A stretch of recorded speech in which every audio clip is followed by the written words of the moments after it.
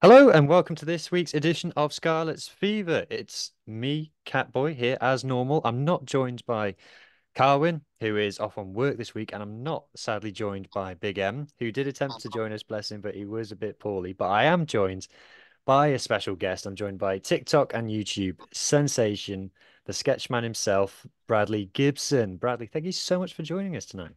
Oh, no worries, mate. Thank you for having me on. It's a pleasure. Yeah, no bother at all, no bother at all. So what I think last time I checked it was something like 150,000 TikTok followers. So you've been doing this, what, just over a year now, doing the rugby stuff? Yeah, about a year and a half. Yeah, just shy of a year and a half, I think, something like that. And for people who don't, maybe aren't on TikTok, maybe don't do YouTube shorts and things, maybe you just describe a bit of what you do and what it's all about. Um, well, basically what I do is just I make rugby content, but I try and make it funny, try and bring like a comedy aspect to it. So, like you said, I'll make sketches and things like that. Just try and bring some fun and enjoyment to the sport rather than like I love the sport. I love it a bit. But I want to show that it's not always serious. We can have a bit of a laugh and and we can take a mick of other teams, and not have it so serious. If that makes sense.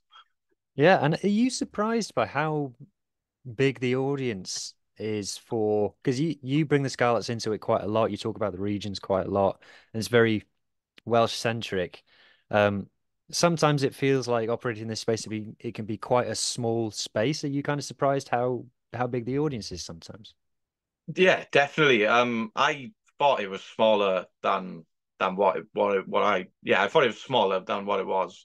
But then yeah, like you said, sometimes I see it in a bigger light, and there are actually a lot of eyes on it now. And I feel like that started happening when the Six Nations got TikTok as a partner.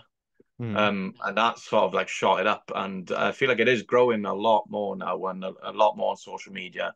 Um, but yeah, definitely a lot more people than I thought are actually looking at it on social media.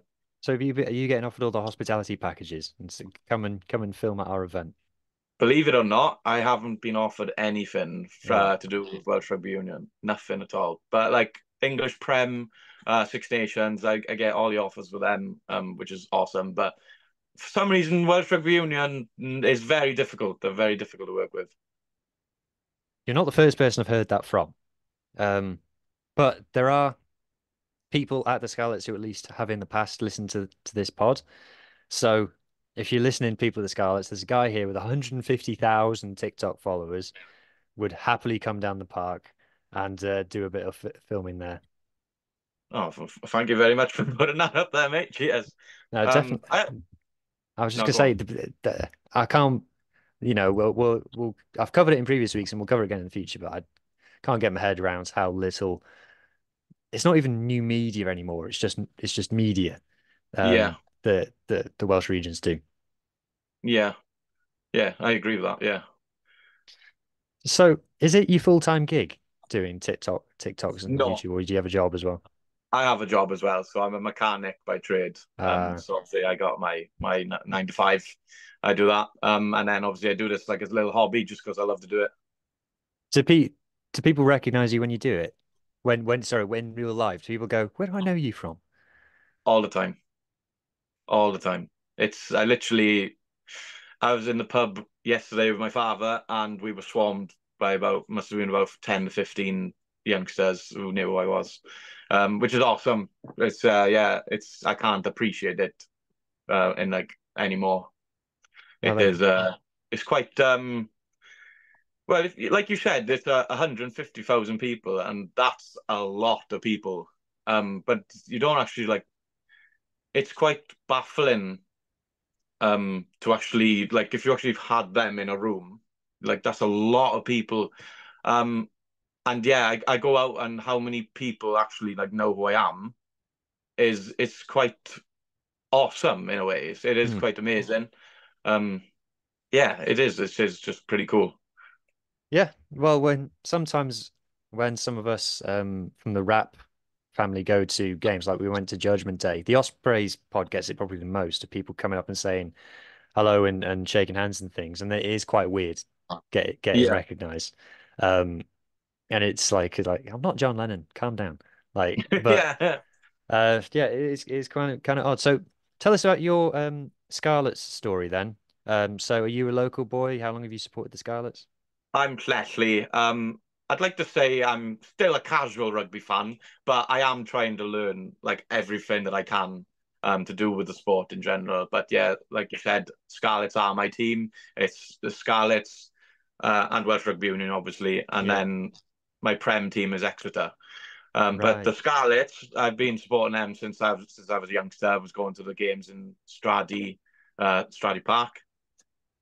Tick box. So People at the Scarlets love to hear a Strady mention. There you go. You're yeah. ticking off the boxes now. So I was going there when I was a kid. But like when I started like actually like really loving sport, I don't know, about 5 years ago, really, really got into it. And that's why I wanted to do like all my rugby stuff now, which I'm doing. Yeah, just absolutely love it. Just a shame on the form of the Scarlets at the minute because I'm more than happy to go and support them all the time.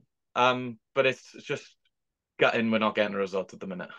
Yeah, so we'll come on to that. So we'll talk about the season that's been in a minute, but just to go over some news then. So what we got? What we got? So Eddie James has been called up to the Wales squad. So we missed last week, obviously. So there's a bit of catching up to be done. So Eddie James has been called up to the Wales squad, which we're delighted about. Congrats, Eddie. We've had the Blair Murray and Henry Thomas signings. Jack Davis's signed a contract extension. Teddy Leatherbarrow, unfortunately, has announced that he's leaving. What's your feeling about how the squad is shaping up for next season now, Brad? Um, you mentioned something before we started about the forwards being like quite weak, and I completely agree. And so Henry Thomas coming in, I'm quite like excited to see what he's going to bring to the table. And then we got Harry O'Connor as well, so I feel like there is going to be hopefully they have a bit of chemistry together and they're going to do quite well. But yeah, I think the forwards are starting to shape up a lot more. So there's definitely something to look forward to next season as far as forwards go.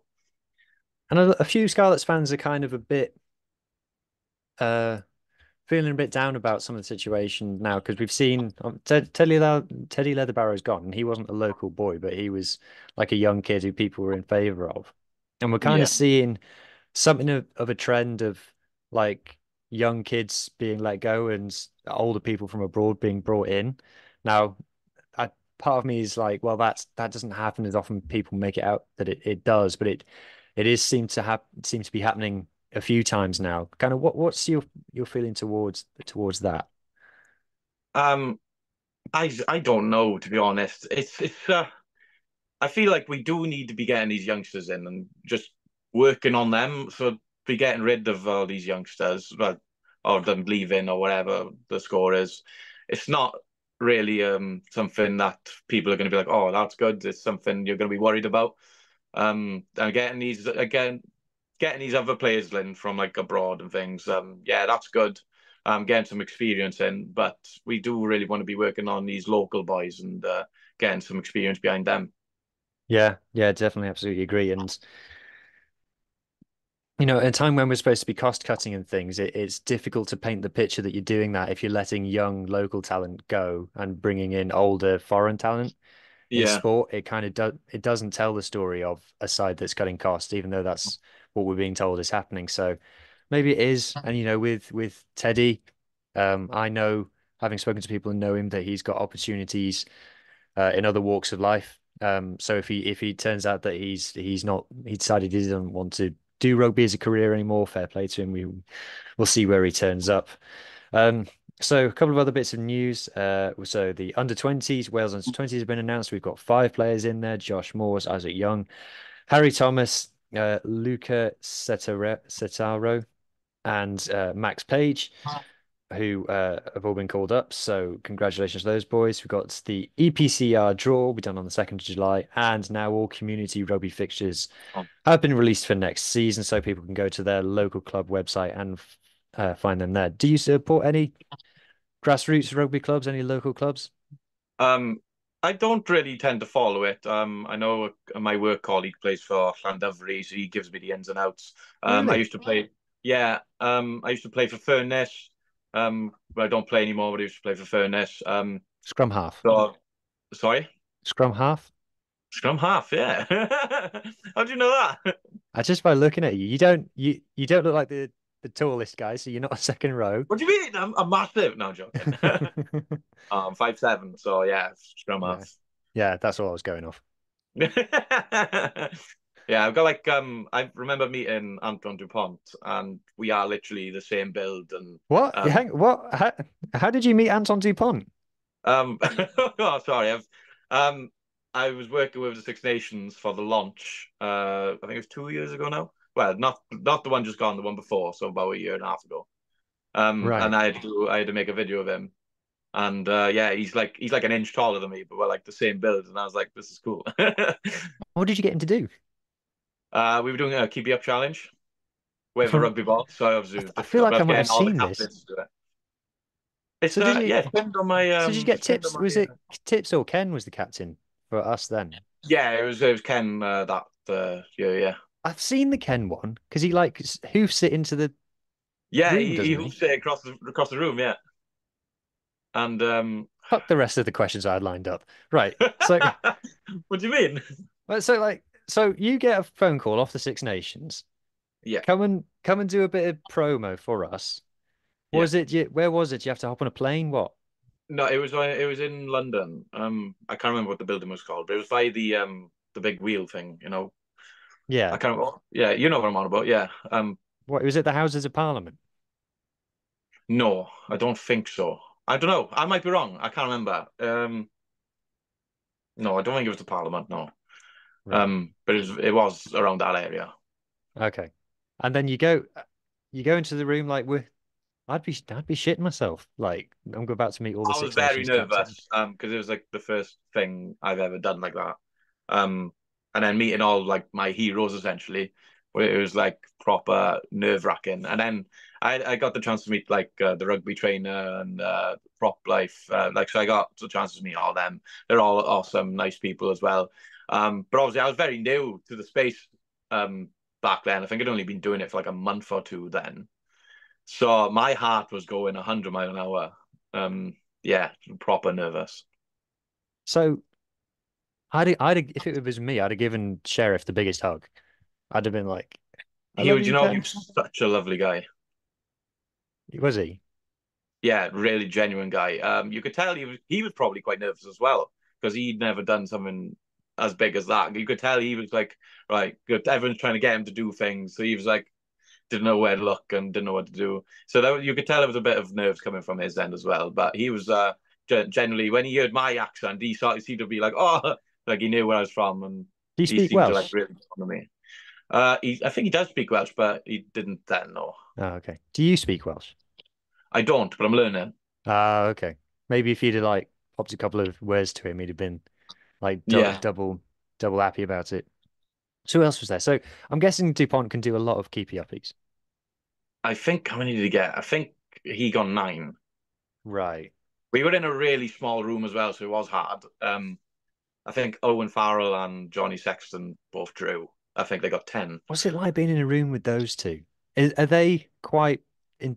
Are they quite fierce presences? Sexton I got on really well with, and I got on with Farrell as well. Faz, um, Faz got on with me great. He seemed to be quite nice, quite pleasant. I didn't have a problem with any of them. I thought they were all great. I met Miguel Amaro as well, the Italian captain. Yeah. He was probably my favorite. He was such a really fun character. As soon as he walked in the room, all eyes were on him, and he was the only one out of them all to have that presence, Right. which really surprised me. But he was quite not like an intimidating kind of factor. It was all like he was like a really funny character. That's awesome. So you're gonna get to do anything like that again? Hopefully, without like putting people in it, they didn't do it the year just gone for yeah. I probably won't talk about it, but yeah, because of problems they had last year, so they didn't do it again Right. this year. Okay. But yeah, hopefully, they said like yeah, if we do anything else again, we'll call you. I was like, oh, that was sound. But yeah, I'm always up to do anything. Like I want to really work. I'd really want to do stuff for the Scarlets, but they're really hard to get hold of. Right, Mr. Mudrak, check your WhatsApp after this.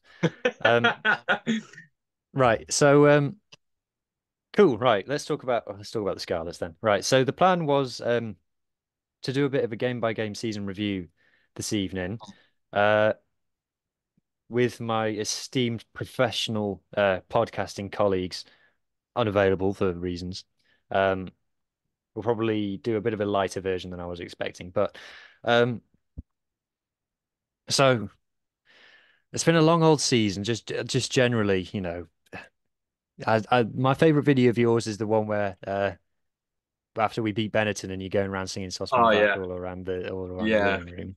I enjoyed Um, making the video. Yeah, yeah. Just generally, what have you found being a Scarlets fan this season? Just watching the actual team on the pitch. it's tough. They'll always get my support, but as an actual fan, like not like me and you, me and you would support them to the thick and thin with me. But like as a normal casual fan, you're looking. It's tough to support them when you know they're inevitably going to lose, which is a shame. And that's how I feel how the season's gone. You're looking at the teams they were going up against, and you kind of knew they weren't going to stand a chance. Yeah. Yeah. Well, speaking of that, so we started our URC season down in South Africa. First game, 63-21 defeat to the Bulls, which actually has not aged that badly as a result because there's a few teams who've gone down to the Bulls and had that kind of a scoreline put on them. Obviously, a couple of other regions had something pretty similar. An uncompetitive game, but actually the Bulls team that they put out um, against us is not that different to the one that just beat Leinster. Like, Really? yeah, it's like Cameron Hennecon was played against us. Um, Goosen, who we got Coetzee, Elric Lowe, Papier, the scrum half, David Creel.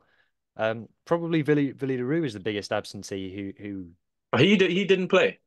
not against us Ah. because he would have still been playing at the World Cup at the time because the World Cup was still Oh going yeah, on it at was this tough point. for him. But the honest, like 63-21, I think it was a record defeat at the time, so it was shit, obviously. But with hindsight, with a whole season behind us, not that too embarrassing. What have you made of the? Did you catch the Bulls semi-final at the weekend? Yeah, I did. Yeah. I thought Leinster were going to run through him. But if I feel like if the Bulls lost, they would have been robbed Yeah, because I feel like they deserve the win. They were playing in all the right areas. 100%, 100%. So our second game was at the Stormers. So it wasn't even in Cape Town. It was at Stellenbosch, which is where they play the under-20s, and it was nowhere near a first choice Stormers team. I think Ngomazulu was playing, and that's about the only first choice. They had like Clayton Blumachi's playing fly half, for goodness sake. And it was Yeah. 52 points to seven, you know. Oh, So something that I'm probably going to say a lot during this is would be our worst ever performance apart from this other game that happened this season. But I don't, do you remember either watching or even seeing the scoreline for this one? Because I remember absolutely losing my head watching this. yeah. I think I was very frustrated myself. I remember watching it and I was very upset. Yeah. Yeah, it was a bit of a sign of things to come, unfortunately, for the first half of the season. Moving on from that, though, we then beat Cardiff. So I was at this game. We beat Cardiff on our first game at home, 31 points to Yeah. 25. Yeah. I Go on, think mate. I went to that one as well. Oh, really? That's cool. The first home game, wasn't it? Yeah, Yeah. yeah, that's right. Yeah, we beat them, didn't we? We did, yeah. Yeah, I remember. Yeah. Yeah, I went to that one. How did you find your day out? Um, I enjoyed it. Yeah, I enjoyed that game. And yeah, if I remember rightly, I was like really like proper riding on it. I was like, yeah, no, we're the best team in the world. Awesome. And then obviously the rest of the season didn't live up. But yeah, Because this was at the same week. This was the one that was on the same day as the Barbars game, the Wales versus Barbarians game. that's it. Yeah, I that's I watched the think. Barbarians game against Wales in the barn before the game, and then Yeah, went into the Scarlets to watch the Scarlets play. Because was that the last game for Alan and Jones? Oh, Yeah, so Alan Wynne-Jones was playing for the Barbars. Lee Halfpenny was playing his last game for Wales. in his last game for Lee Penny. Yeah, that's it. Yeah, I remember now. I thought that was a bad call as well to have those two games on the same day. Definitely, definitely, massively shafting ourselves, to be honest. As Welsh rugby, not just it's not blaming the Scarlets, it's not Scarlet's fault, it's the WRU's fault. But um, I yeah, feel like they've missed a lot of well money potentially. mm, Because I would have really liked to have done both those games. mm. What did you have much memory of the actual Scarlets game itself? How you felt it went, the performance on the day? I'd be honest, I can't remember. I just remember winning and being very happy. Um, That's the main thing then. The yeah. winning feeling. The next game was also at home, but we didn't get a winning feeling.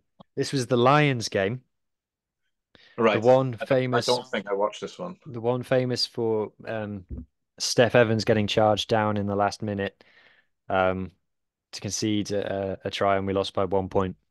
Oh, So, I did. Yeah, sorry, I watched that in the house though. I watched that in the house. what can you sum up?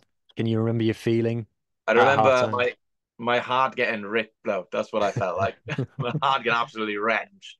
Yeah, I was so I do instant reactions to all of the Scarlets games on Yeah, TikTok and YouTube. And normally I just like sit in my chair, like hit record, speak for 50 seconds, stop record, upload it. For this one, I did like 4 attempts because yeah, I was that fuming. Like I got to the end of it and I watched it back and I was like, I can't post that. I'll be a laughing stock. I'm not trying to be Arsenal fan TV over here. yeah, Um, and it was just of because the thing that made me angry was that it was a great performance and we'd managed to lose the game in the silliest of ways. yeah. It's just very tough, very tough. Next game was away at Leinster, and it was the one where they rotated the side quite heavily, and we went down 54 points to 5. Yeah. Um, I don't know, do you have any memory of this one? I think it's one of that people try to forget quite quickly. I think I hate to admit it, I think I turned it off at halftime just because of how frustrated I was. And yeah, I think that is the one I was like, oh, I Yeah. can't do it. Stuff. Yeah, it was bad. And well, the thing is, because we put out like a rotated squad and Leinster went full strength, there are actually some kids who played quite well in this game. Like I think we Yeah, had a back row of Leather Barrow, Ben Williams, and Karen Tuipulotu, and I think they all had pretty good games. And Charlie Titcombe got his only start of the season at 10, and he had quite a good game. It's Tommy yeah, Lewis's first game as well for us, and they actually played quite well. It was the stat about this game is that we conceded half the points in the first 20 minutes and half the points in the last 20 minutes, and we had 40 minutes in the middle where we didn't concede any points. yeah, So it was kind of like, oh, that's not that bad. And I remember at the time doing the pod and saying like there was actually, some not so bad bits about that performance, and other fans going like, well, what are you talking about? Scarlet's fans, you taking 50, shut up. And yeah. later in the season, one other particular region went to Leinster, got 60 points put on them, and everyone was like, oh, well, brave. You're so brave. Yeah, yeah, I know exactly what you're on I remember. Um, about. Speaking of which, we then went to the Ospreys and lost 31 points to 9. Yeah. I tried to forget about that one to be honest, mate.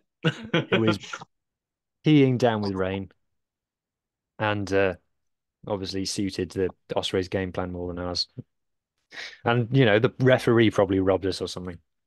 Um, Then it was the second Cardiff game, which I was at as well, which we won again, 29 points to 23. Cardiff down to 14 men. Um, Gareth Davis had a stormer in this game. Yeah, yeah. I remember the game. Yeah, because we won that one as well, didn't we? We did, yeah. Yeah, yeah. Um, I thought we played quite well in that game. Considering they had a man down anyway. But Yeah. They fell apart a little bit, to be honest. And there was, I think I looked at the stats after the game, and I think there was like four or five Scarlets players who had statistically amazing games, and I think that kind of was the difference, got us through it. Cardiff fans absolutely fuming because we obviously finished the season with more wins than Cardiff, and they're like, "How did we give you lot 2 wins?" It's like, well, Yeah. we we're just better than you. That's why. Um, so on to the Challenge Cup was next, and we had games against a game against Castra, which was not even on TV, so people couldn't even watch it.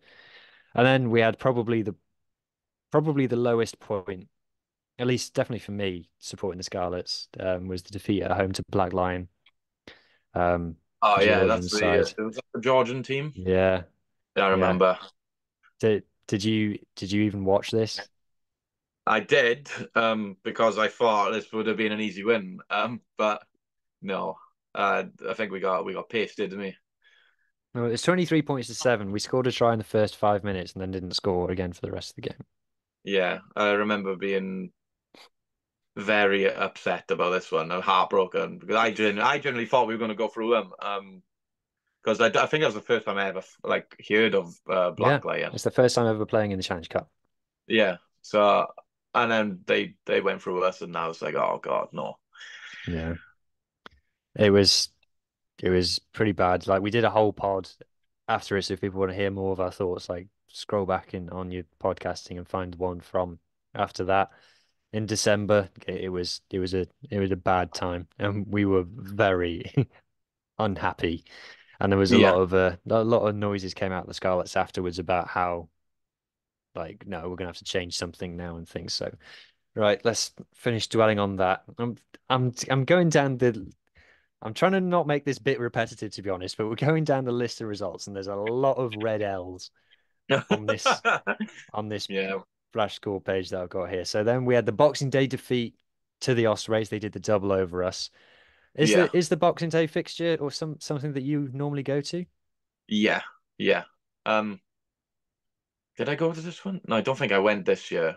Well, this season, because I think I had to work. Yeah, I think I was working, so I couldn't go. Um, but yeah, normally I do go to the Boxing Day Hmm. derbies. Yeah. The thing I remember about this game is it was 0-0 at half time. Yeah, Bad game.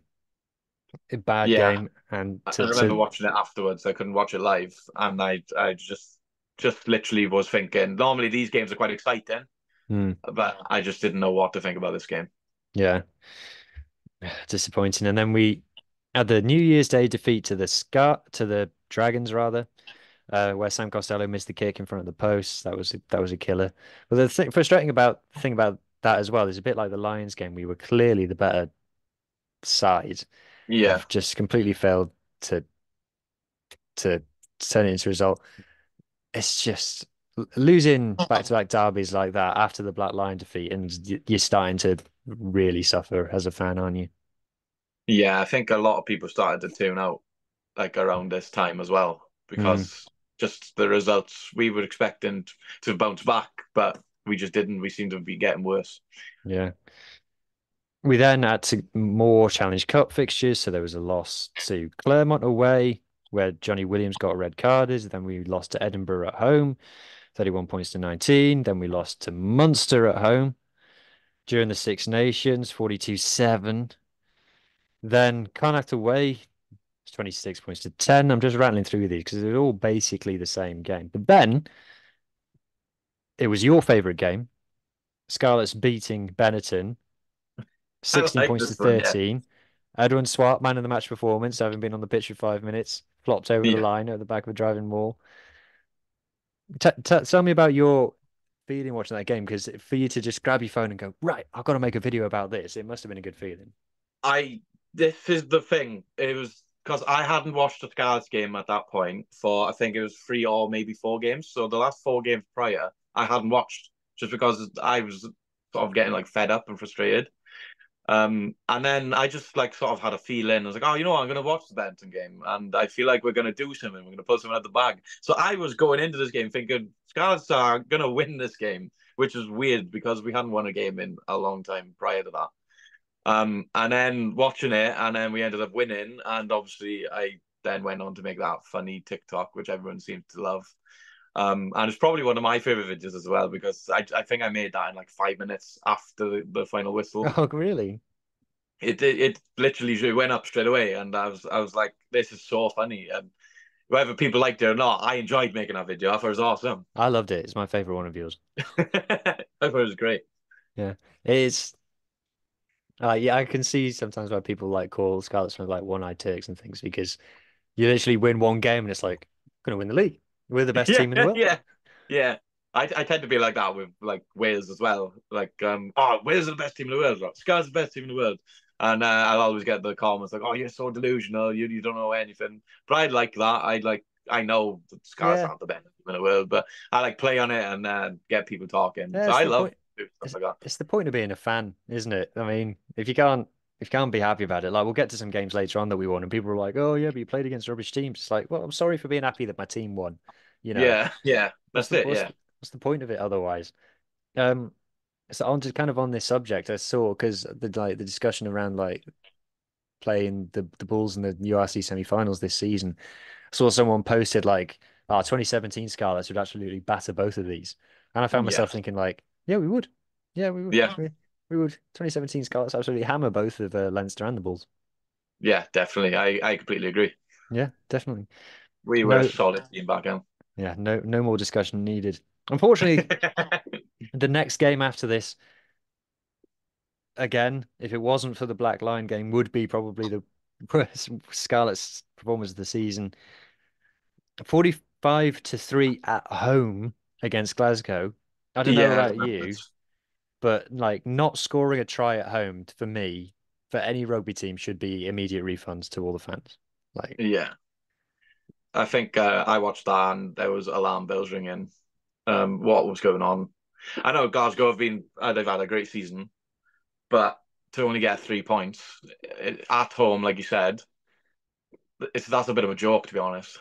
yeah, if we were playing the All Blacks at home, I'd expect us to score a try. Yeah. Like, and then we went on and lost 43 points to 18 to Edinburgh away, but that was that weird game that we were winning at half time and then just completely fell apart. Oh yeah, we fell apart. Yeah, Yeah, I watched that one as well. yeah, Um, yeah, because I think after that Benetton game, I think I watched all the games then. I yeah. sort of go back into it, and then but then we never got results after that, did we? Well, we could finish the season all right, but with the Edinburgh game, it was kind of a case of like we're winning and we scored two tries in the first half, and it was like, could we win this? Because Edinburgh weren't amazing, and then it was one of those where you get to the full time and you see the scoreboard and you think, how's that happened? How did we lose that? Yeah.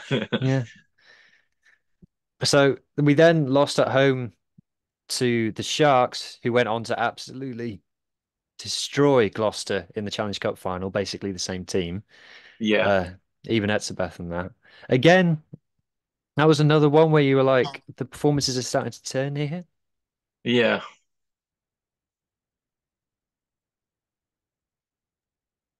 Yeah, it was starting to see like a bit of green shoots. I think we had a few more players coming back. Like I think Plumtree was back in the team, and we were getting a bit more settled in selection. Do, are you much of an armchair selector like the rest of us, where you'll see the team come out on a Friday and you think, oh, why has he picked him, or what's he doing there, or should have picked him?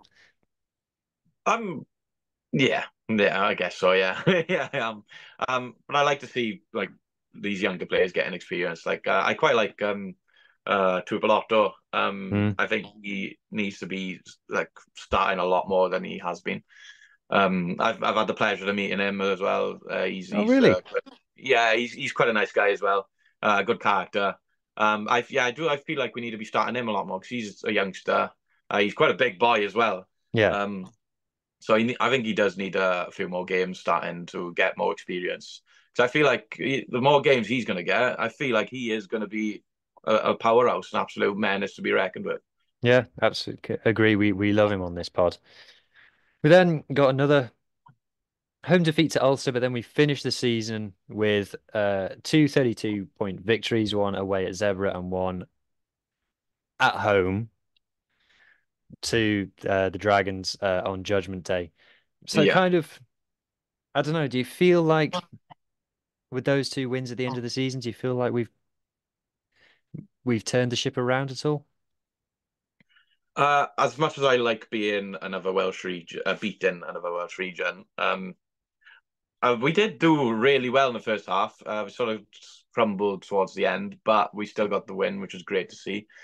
But again, the Dragons haven't had their fair best of the seasons, have they? So, and then we had a win over Zebre, which again, they're bottom of the board. So, is there much bragging rights for these beating these two teams? I'm not too sure, but it's always nice coming back from the Boxing Day, the New Year's Day derby with the Dragons after losing against them. So coming back and Hmm. beating them was also really Yeah. good. And also it is Welsh bragging rights as well. We've beaten another Welsh team, so that's good. But like look at the season prior when we got to, was it the quarterfinals or was it the semi-finals in the We Challenge got to the Cup? semi-final of the Challenge Cup. Yeah.